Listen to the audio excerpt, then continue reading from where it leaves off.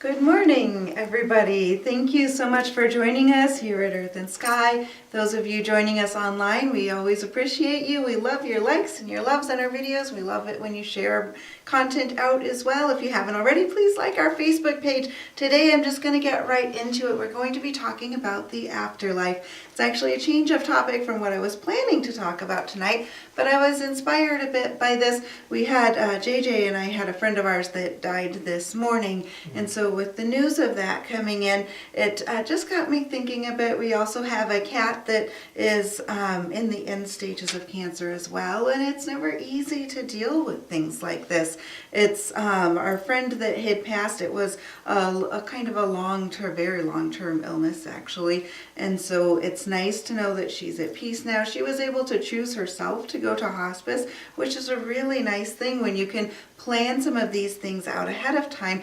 Death seems to be one of those topics people don't like to talk about. A lot of people would prefer to avoid it, but a lot of people have a lot of questions about it as well. And so it's hard to get questions answered if you don't really want to talk about it too. And it really can help your loved ones if you think about it ahead of time and you plan it out and you decide what you want, what circumstances you want, how far do you want people to go with trying to save your life, how much do you think your life matters with what you live, and how do you think that will matter when you die as well. A big part of our transition when we do go to the other side is a lot about our expectations. What we plan to see will play a big role in what you actually see on the other side. I've had several near-death experiences myself, and I've also helped many people transition to the other side. Some of them I help transition while they're here and I'm by their bedside, and some of them I help transition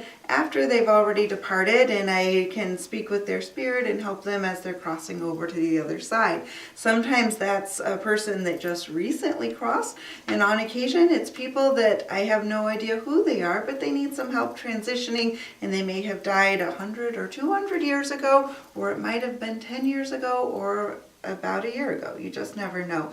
It feels like such an honor to be able to help with that, and I felt this kind of pressing on me for quite some time to teach people a bit more about the afterlife, to teach people about a bit more about death and how to transition, how to focus on making that an easier transition too. It seems like some people just really, you get different reactions. Some just fight against death and they will do anything to try to avoid it. Other people just succumb to it quite quickly, maybe a little quicker than they necessarily need to. And then there are those that just have avoidance and they don't want to talk about it, they don't want to think about it, they just would rather pretend it never ever happens. And then suddenly it's in your face, because we all know people who die. It's part of life. It's just a transition. It's just what gets us to the next cycle on the other side. It's not a complete ending. I know some scientists and a lot of doctors will tend to feel like it might stop at the end of this life because there's not a lot of evidence that can be tracked of showing what happens on the other side and how we actually transcend. And sometimes certain scientists will say they think it's just misfirings in the brain that cause near-death experiences, but I can certainly attest to the fact that that is not the case based on the experiences that I've had myself, both with transitioning over and over and also with helping other people. And the similarities that occur within all of these are quite interesting,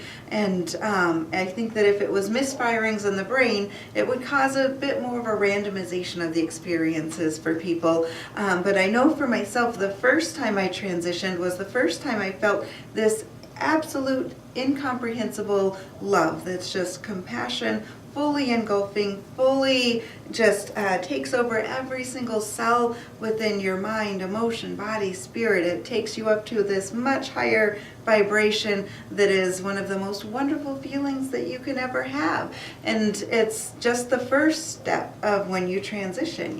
A lot of people will see a light. I think if you know what to expect, it can help you to transition a bit easier too, because sometimes on occasion, not very often, but on occasion people will get stuck here on the earth plane and they kind of miss out on that transition and they're not sure how to make that next step over because they were holding on for whatever reason reasons with not wanting to leave initially, and they just need a little bit of guidance or help to get to that next part on the other side. And so if you have a plan and you understand and you know what you're expecting to see, that will really help you getting through each of those phases with whatever your belief system is on the other side as well. As always at Earth and Sky, we encourage you to figure out what reigns true for you, and we're not telling you how it is in absolute terms, or I'm letting you know from my experiences with myself and many other people what I've come to find about death. And what you're expecting and what your belief system is definitely plays a huge role in that. From some of the people that I've worked with that have a very strong Christian basis, a lot of times as they're getting close to transitioning, they'll talk about how they see the pearly gates, they hear the choirs of angels, they start seeing things that go in line with what they're expecting to see with that.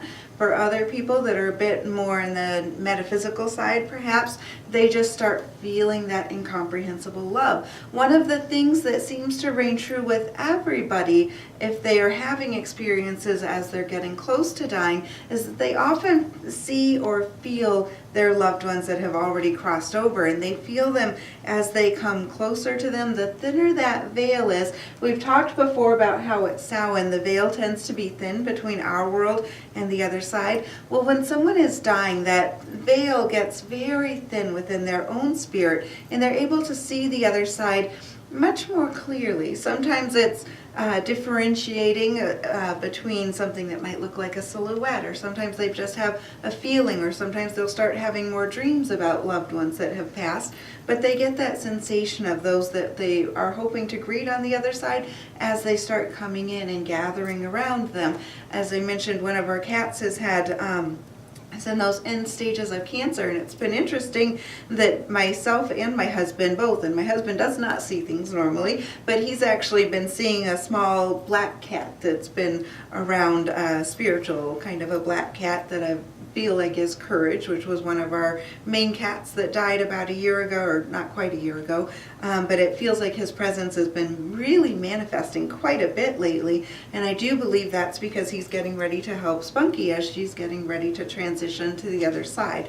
It happens with animals just as much as it happens with people. When we go to the other side, if there are pets that you've loved, they are definitely going to be there to greet you on the other side. When I travel back and forth between the worlds, I often will have the honor of being able to visit with those animals that are on the other side.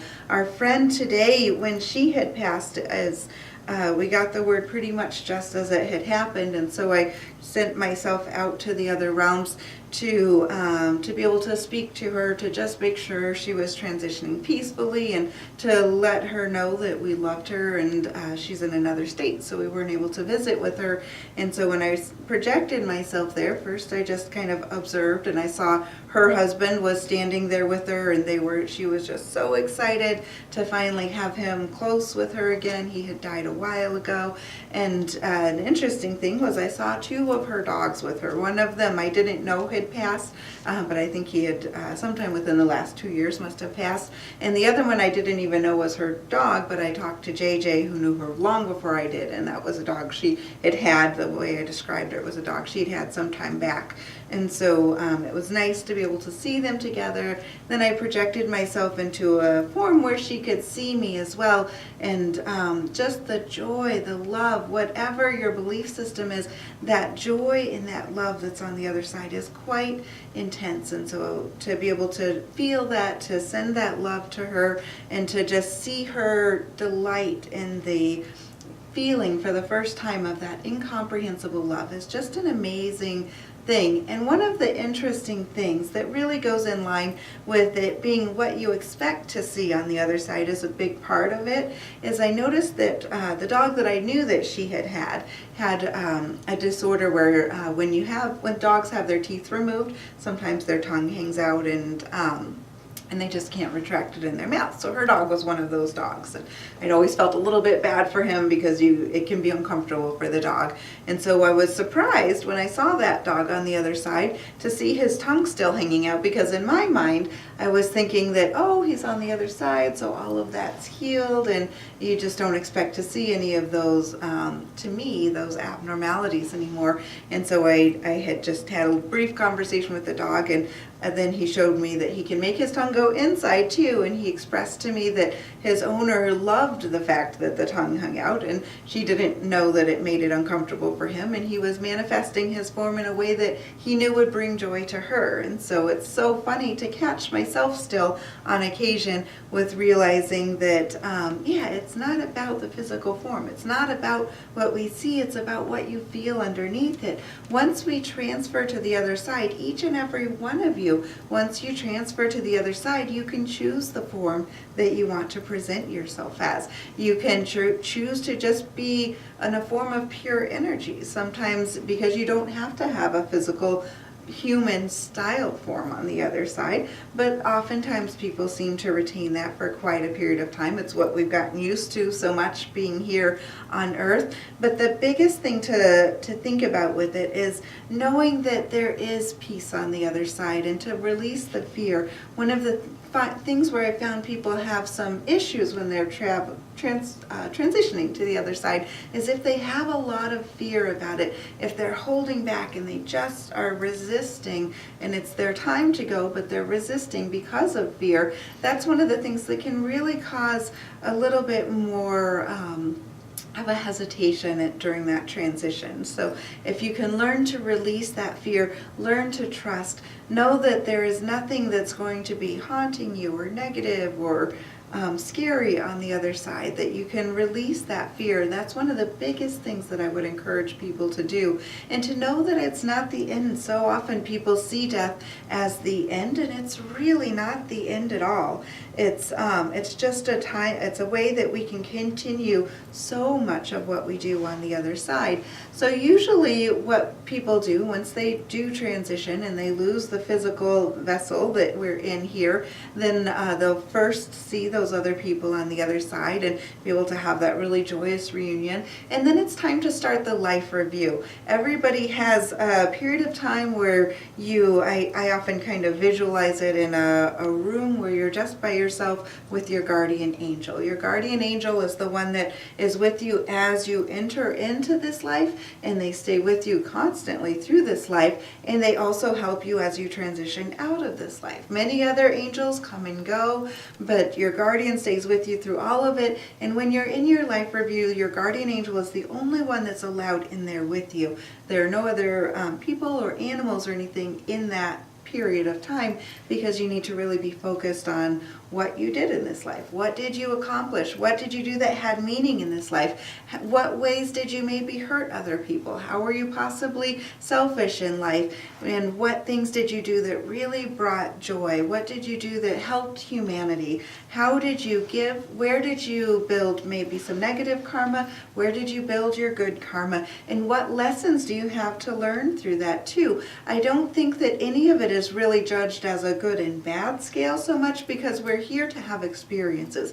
We're here to learn different things, and then we can elevate ourselves as we go through that learning process as well. And so when you're in that life review, you're figuring out what should you maybe have done a little bit differently if you were going to repeat it the next time, and what did you learn through it? If you're not looking at it as good or bad, what did you learn through those things that maybe caused harm? How did you learn how to feel that? I think a lot of the things that we do in this life, we end up having sensations as we gain that understanding. We're feeling what other people felt when we impacted other people. You do have a period after you do the main part of the life review where you really feel the emotions of a lot of that as well. And as you're doing that, you're cycling it through, and you're starting to really build it in, and you're releasing it at the same time. So you're taking it in, understanding it, comprehending the lessons so that you can then release it, so you can then have a clean slate to be able to start the next life. You'll still retain certain aspects of the karma that are definitely going to be impacting you in that next life, but it's all about learning. It's all about experiences. It's not about judgment. It's not about being punished for something or being praised for something. It's about assimilating those lessons so that you can reach more and more knowledge so that you can continue on the rest of your journey.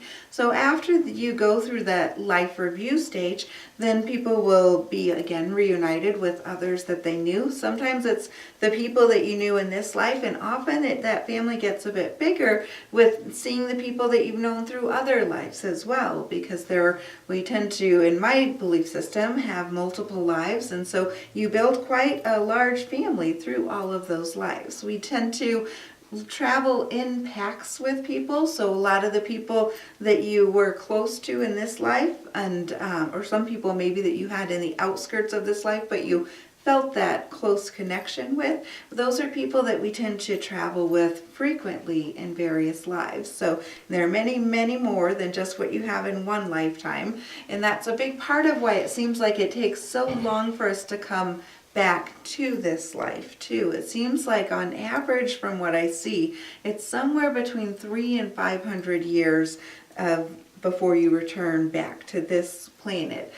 Which kind of makes sense if you're waiting for your pack of people to all come back together. Sometimes the people that we travel with might be someone who was a great-grandmother or a great-grandchild, or, we have these variety of ages. So it takes a while to get that pack building up and then cycling back into the phases of the next life as well.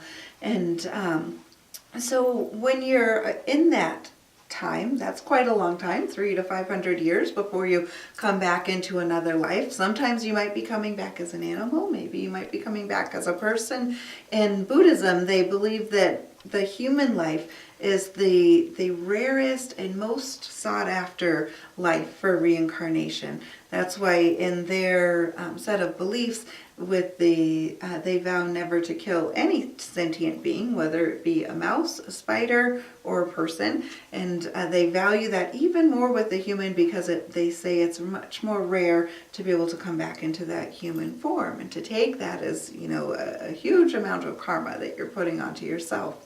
And so during that time period, though, even though time doesn't have the same resonance on the other side that we feel here, there's a lot that you can do to learn on the other side. So there are several different schools on the other side, and from what I've been told by someone that I know here, they said that you have to know about the schools to be able to get into the schools. So I would imagine once you cross to the other side, you could ask and say, so what schools are available? And really get kind of a full list of what your options are for that.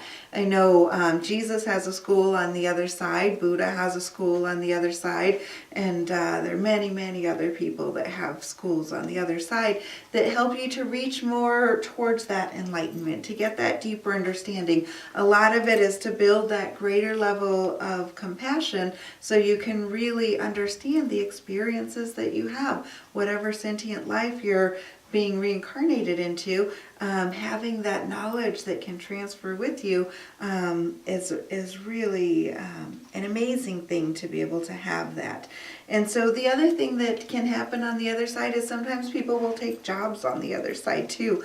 I had done a reading for someone a while ago, and it was so interesting to me because it was a job I hadn't really thought of before, but I saw her family member who died quite some time before was actually working with preparing the souls to be born as babies on Earth. And so it was really interesting to watch her, and just such a compassionate she had a lot of humility and a lot of compassion and just such a deep reverence when I saw her soul. And so it was just really amazing to see the joy of her as she was preparing those babies, because as you're getting ready to come into this life, just like when you're transitioning into the other side, you're kind of planning out what you want to do. How do you want a basic roadmap to look like for this life? So it takes other beings on the other side to help you get ready to plan that too, and to kind of review those plans as you're getting ready to come back into another form on this planet. So many different things that are going on the other side,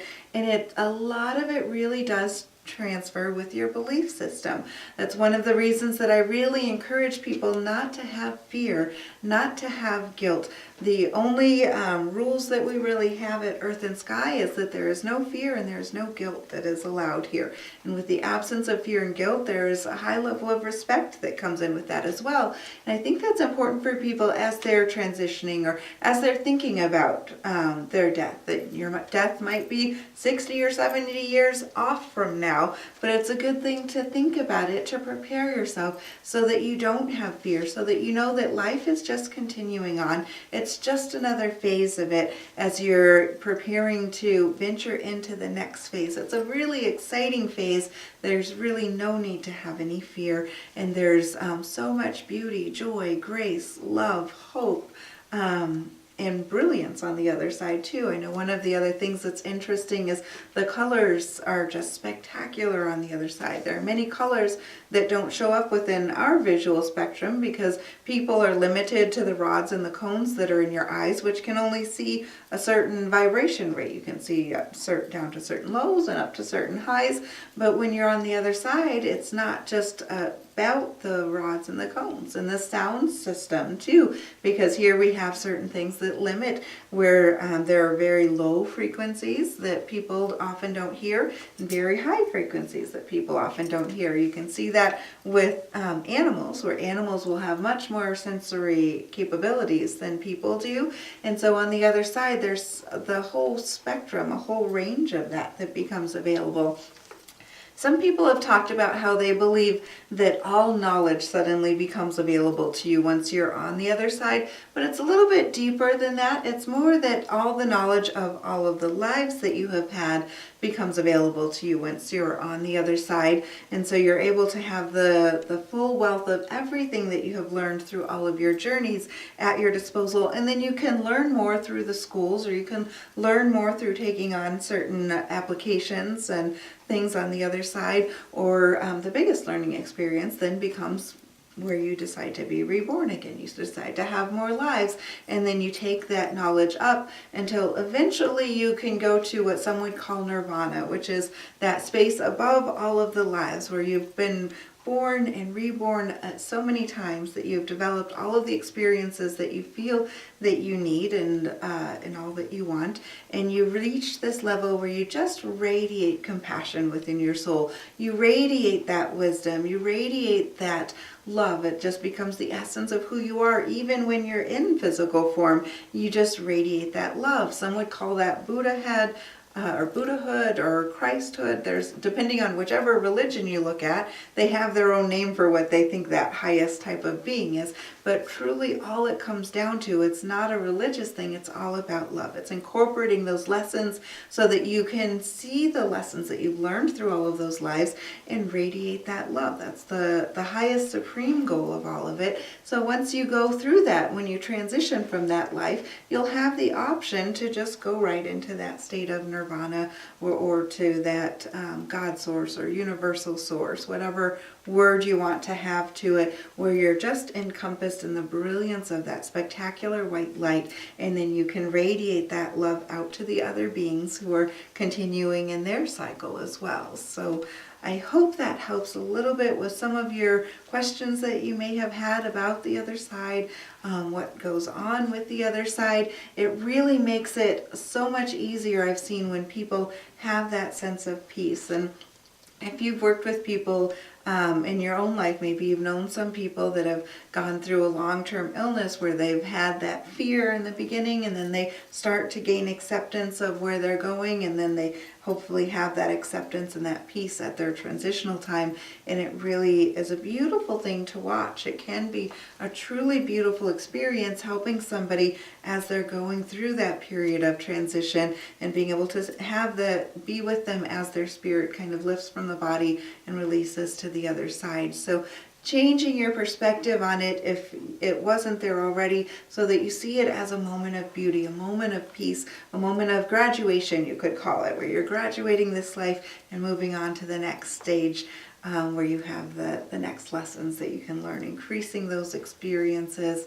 And if there's anything deeper you want to know about any of the aspects of today's talk, certainly let us know. If you have any specific questions about death or about the afterlife, feel free to let us know that as well. I might be hosting an end-of-life doula class in the fall here. If you're interested in that, let me know.